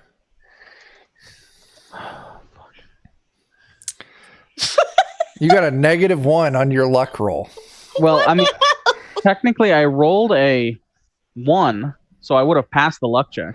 Well, you want to roll under on your luck score. My luck So is 4. he blew it out then. Yeah, you did a great job. Oh, Your, shit. Super okay. under. the grappling hook does not get stuck on any rocks. Can I like reel it back up to me? Yeah, or you reel it back up to you, no problem. Oh, and I didn't come with them. No. Damn it. That's what I was hoping for. It is the iron creature's turn. There is nothing within 40 feet of it, so it does nothing. Jake. Rip. Roni. Oh fuck! Sammy, it's your turn. How much luck do you have, Jake? 5. 5? Yep. Oh no, you're even worse than me. Sammy, what are you doing? Precision shot again at the casket thing. Yeah. Have you broken this casket thing open yet? No. Your mighty deed goes off. The 8 does not hit. Okay. Tyler. I'm gonna try to go fishing for Keep somebody. on fishing. Fishing to roll over somebody. Yeah. Either one of us at this point. I There's a heard a gong. gong. Yeah. All right, so That was for me. Jake's got us. Jake's got us covered. You need another one for you also. your Oh grappling no, hook. I got one for you. The earlier. DC that I'm giving Okay. you for these grappling checks is 10. And you I figured mean, as much. you It's don't not clear important. it. Give me another luck check. Yeah, that's The grappling hook becomes wedged on a rock. You're not able to free it. fuck. Oh, that's actually important though. It is the Iron Warlord's turn, who does nothing. Sammy. It's gonna keep plinking away at that casket. All right. Your mighty deed doesn't go off. You roll your attack. And you don't. Your I don't crossbow know. bolt harmlessly bounces off of this thing. A dirty 20 misses. Jesus. Dirty 20 misses. Woof. Oh my gosh. Wasn't very precise. That's my problem. Tyler. But maybe it was a mistake to open this beer. I think we're gonna be done. Yeah. Well, Gonna try to pull at that rope. yeah. Can I try pulling up? I'll give you a strength check. I'm not good at those. 15. Yeah, you break the rope free of the rocks and you're able to return it to you. Okay. Try and get another Dan or Jake. Not that I'm it gonna try and get another Dan or really Jake, but helped was that much. that my turn? Or? That's your turn. Okay. Iron thing, it doesn't do anything. Sammy. Let's try this again. Your mighty deed pops off. What is that altogether? 14? Mm-hmm. No, that's a 13. That does Oh, not 13, hit. yeah. Okay. That doesn't hit the casket. So your crossbow bolt, once again, harmlessly bounces off the thing. Tyler. I'm gonna go fishing again. All right. DC Good luck. is 10. Okay. Hold on. Agility DC 10. Hey. You catch one of them. Were you going for a specific somebody. one? They're not both- at this point. They're both Okay. dead. They're both dead. I'm going to roll a d4. Jake, you're 1, 2. Dan, you're 3, 4. That's a 3. So, Dan. I Tyler. make my luck save Oh, just God. in advance. Well, I mean, I'm gonna reel them back into me. Yeah. yeah. Yeah. But you'll reel it back in on your my next next turn, turn. Tyler. Yeah, that's fine. I just wanted to have my disappointment out of the way early. It is the iron creature's turn. It doesn't do anything. Sammy. All right, let's plink away. Mighty Deed pops off. Roll your attack. An 18 does connect with the casket, Mhm. dealing it 8 damage. Oh, your mighty didn't pop off. That's why the 20 didn't. Okay. Keep it up. All right, Tyler. I'm gonna reel one of these guys in. I assume that's a strength. You reel Dan in. Give me a strength. We're going with that 10 still. So you just 11, make I it. make it. All right. On your next turn, you can roll a body. Dan and Jake, real quick, look up the rules for rolling a body for me. I know I need to take what I did last time is I rolled a 6. Stop. Can you do it in combat? I believe so. It doesn't say anything about it. I thought it said you have to be in a safe place. Maybe I don't recall seeing that. I'll pull it up.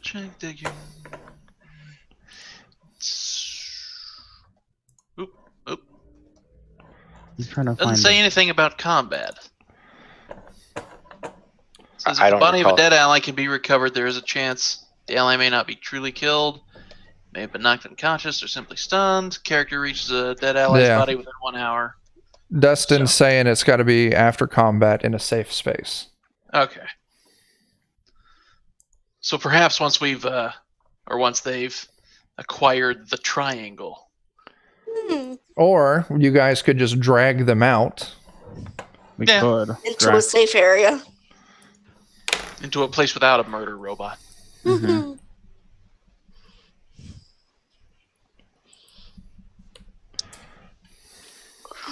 Yeah, it doesn't specifically say anything about it in the rules. It just says that they can be recovered.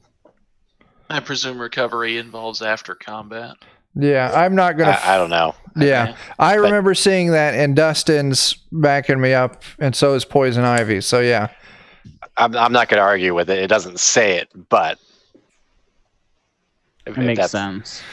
Yeah. All right. So, Tyler, you now have Dan's body. Okay. On your next turn, you can move him further out, or go fishing for another, or go fishing. Well, TTTQ basically also says he's not attacking, so we're not technically in combat either. Yeah, so. that is. I'm keeping us of initiative. I'm calling it in combat. Okay. Iron Thing's turn. It does not attack. Sammy. Alright, blink away. I get that. Roll 20 open. Your Mighty D doesn't go off. 17 doesn't hit. Okay. So here's just so you're aware with how I'm doing this. If you want to take a shot at that chest, the crystal thing in its chest, you have to successfully Mighty Deed. Okay. And the crystal thing in its chest has its own AC. Okay. If you fail your Mighty Deed, I'm just saying the attack goes at the Iron Warlord, but then you have to beat its AC. Yeah. Which we know is higher than 20. Yeah. So, Tyler. You gonna go fishing? Yeah, I'm gonna go fishing for another friend. All right. More friendos. Hey, that's a nat 20. You easily hook Jake on your next turn. You can pull him in. Iron Dude's turn. He's not doing anything. Sammy. Hey, there we go. Mighty Deed pops off. Give me an attack. That hits. You destroy the glass container on this thing's chest. Yeah. The key falls out of its chest, and this thing starts kind of, you see its head moving and kind of looking around a little bit. Tyler, your turn. So the iron key is on the ground next to it now. I still have Jake on my line. I'm gonna reel Jake in. You reel Jake in, no problem. It sure is no problem. 15. Maybe reel in that key too. I will on my next round. You have now broken the spell, keeping this thing stationary. Oh. This thing walks up to you, Tyler. Oh, we're fucked now. Fuck. Mm-hmm. And it makes its 2 fist attacks against you. God. That is going to clear 20 for a hit, dealing you 14 damage. Okay. Oh, good game, everybody. Second attack clears 30, dealing you another 14 damage. Okay. Where are you at? 3. 3. Okay. You're still up. Good job. Can you flee Oh! with one of us? When it gets to my turn, I think I'm gonna flee with one of us. Sammy, you're up. I would. No, I won't. My first Oh. question: does he have eyes? He's got a slit in his helmet, like a visor slit. Are you going to try and do a blinding shot? I was thinking about throwing a beard at his face. A beard? I have beards scalped from dwarven criminals in my inventory. Okay. Just so you know, a beard isn't going to go far. True. And right now you are, Tyler moved in 60 feet. He was 45 feet from it. So he moved in 25 feet. So this thing is 25 feet from you. So I would say you need to move up at least another 5 feet to get your beard throw. I kind of just want to freak him out enough so I can try to grab the key. Okay, go for it. You can do your blinding, heroic feat thing. So roll your... Try. Yeah.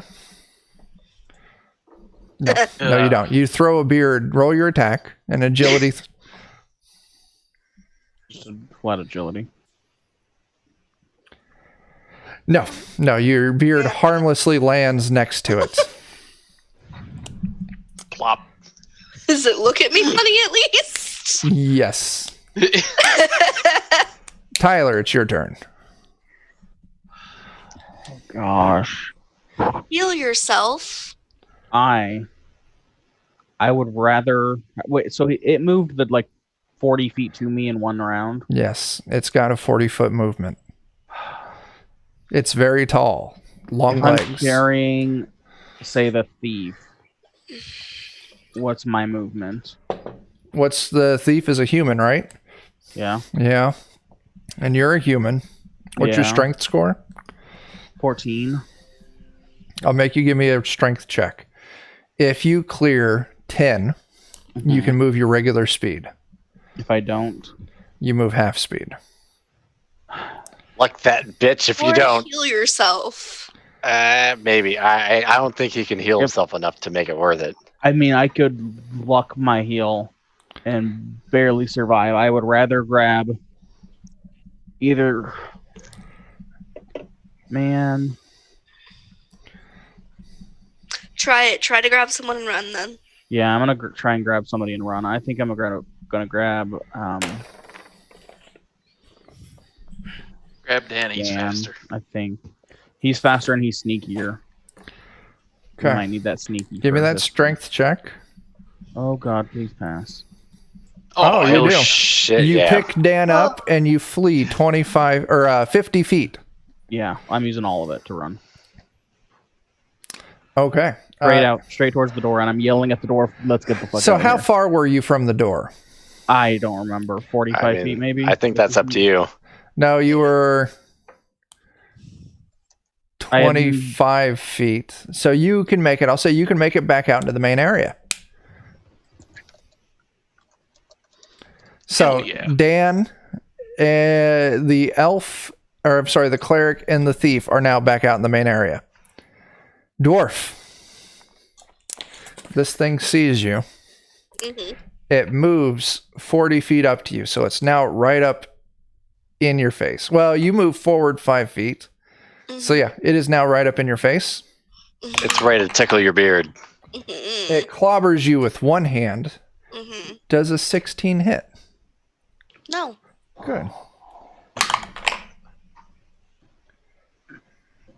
Another 16. Wow. The dice are in your favor. It swings twice, but you're able to easily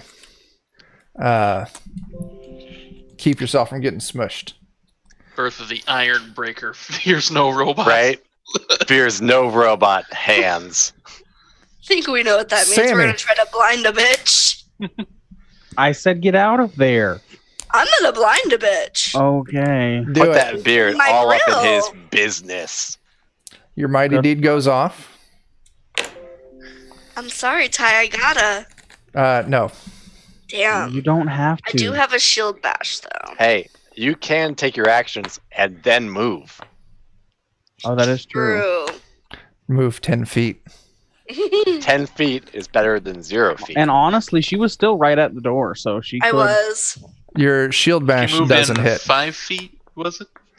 So 10 feet back, just boop. I'm gonna scoosh on out of here. Yeah. All right. You are now outside of the room. I'm It going is- to slam that door shut. All right. I mean, I assume it was too big to get out the door anyway, but Okay. Yeah, I mean, it's Still gonna 18 slam. feet tall. Yeah. I'm still slamming that door shut All right. and healing myself. Heal yourself. Try that again. Yeah. I feel like there might be value in looking at door number 1. We heard the pounding behind there we go. both So- doors. I get 5d6, I think is my hit die. Did you cast Lay on Hands God twice? damn. Yeah. Okay. And then were you guys going to roll Dan's body?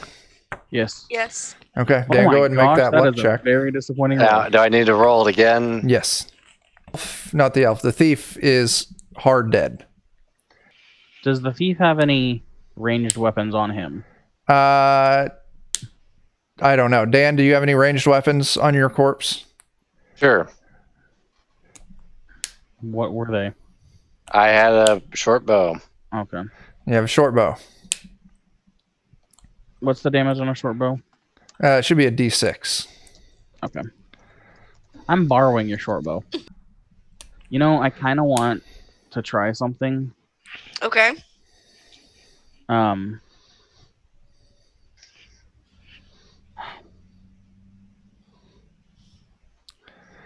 What's going on? I want to try to call for divine aid.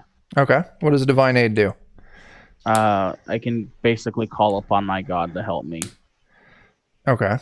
And there's kind of a DC list of like what I'm going to be able to get for different. Sure.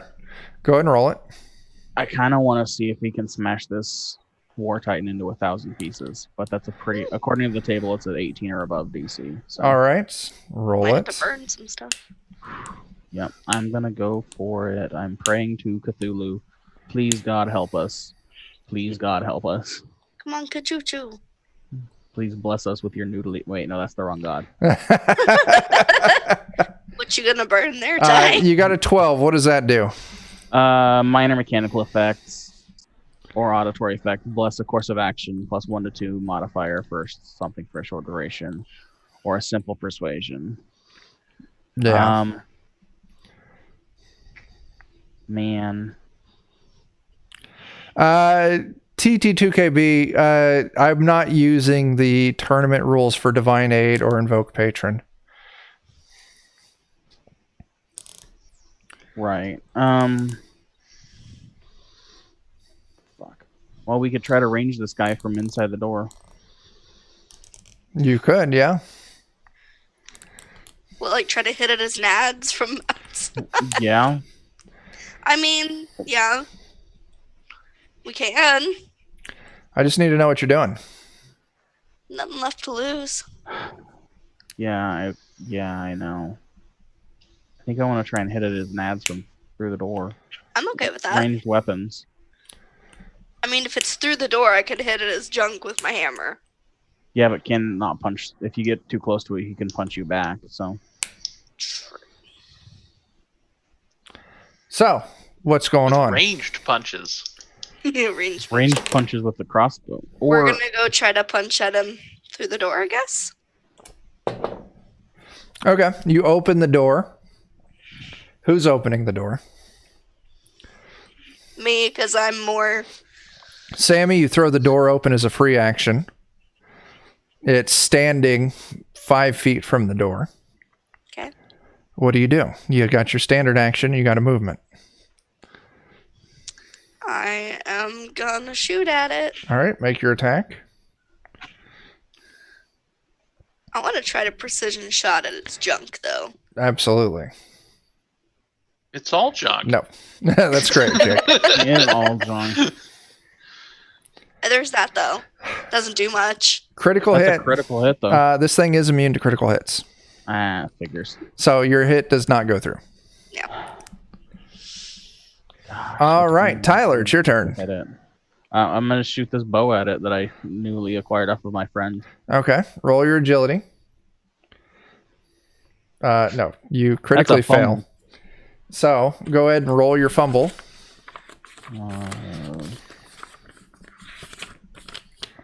I clicked it. Oh, there it goes. 10.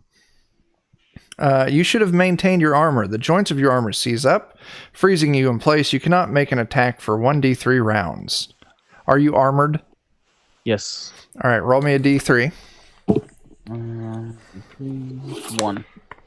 Okay, you cannot move for 1 round. All right. It is this thing's turn. It's going to rocket fist at you two. Seeing as you're both in the doorway, and seeing as it noticed that your armor is locked up on you, it can see the distress on your face, so it's going to rocket fist at you, Tyler. Of course it is.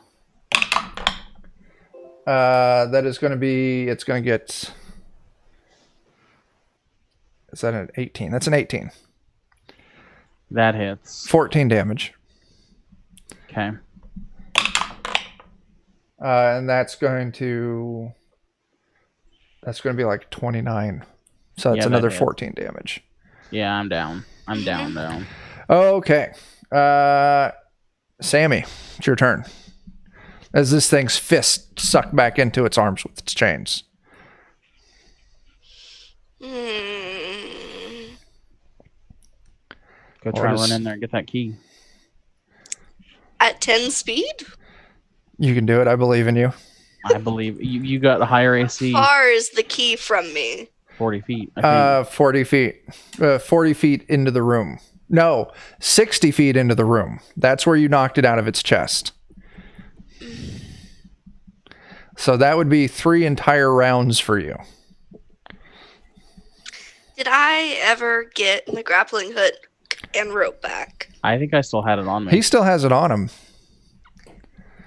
Can I snatch that off I'll him? let you use your action to snatch it off of him. Okay.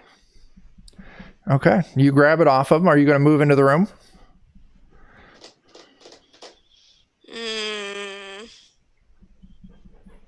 I mean, yeah. I need to at this point. Okay. It easily moves up to you. The first attack clears 30. Yeah. Second attack is in the mid-20s, dealing you 28 damage. And I'm dead. Okay. TPK in the Warlord room. Yep. And there's the last gong, and we can all see why T22KB also died in this room, because this room...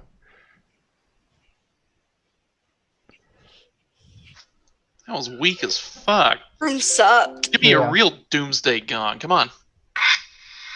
Jesus Christ. All right. Yeah. Tone it down. Tone it down.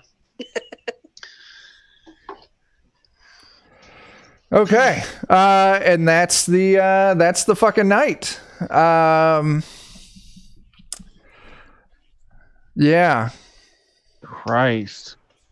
Yeah, that's the thing too. Is Dustin saying the module literally says don't try to fight this thing, but it's a magical construct that attacks any living creature within 40 feet of it.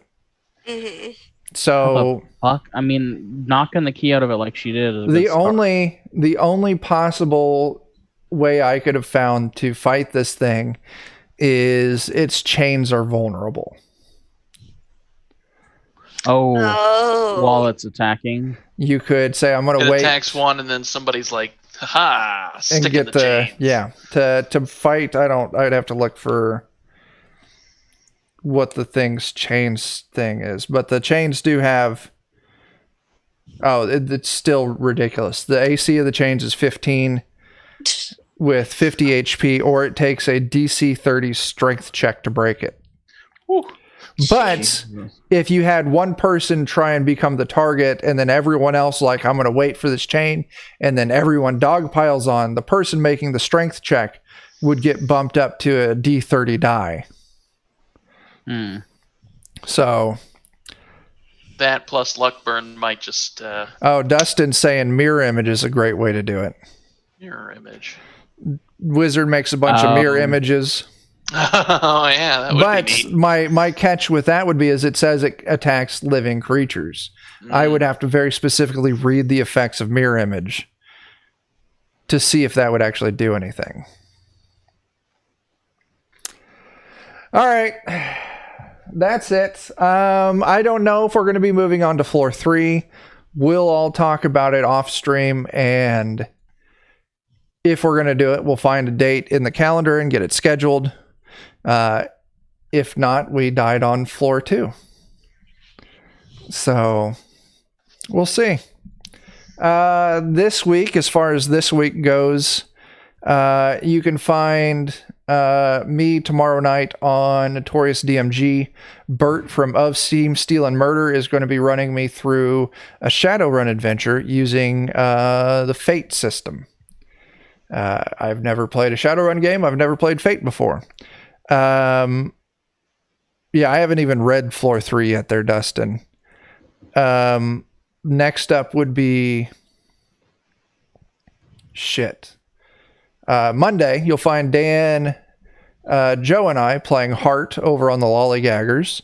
Wednesday, we'll be here on Defenders of Cobalt again for Jake's game, End of an Age, a Zweihander campaign we're running sporadically. And then this Friday, we'll be back for some more Zweihander over on twitch.tv/ZweihanderRPG. And then finally, next Saturday, we're going to be kicking off our Dark Trails leveled play. And I believe Jake and Dan are players in that. I don't think Tyler and Sammy, I don't think you two are. Not in the Dark Trails, Okay. no. So we got a lot of stuff coming this week, and we'll let you know if we're going to continue on to floor 3 for this. So that's it. It's an early night. Got us a TPK. Yeah. More like the Iron Butt Lord. Am I right? Yeah. He sucked. Yeah. Got him. Got him. Okay. Yeah, I don't got shit else to say. So I guess it's time for us to sign off. So it was fun. And until we see you again, start fires, do drugs, and wash those fucking hands. Deuces.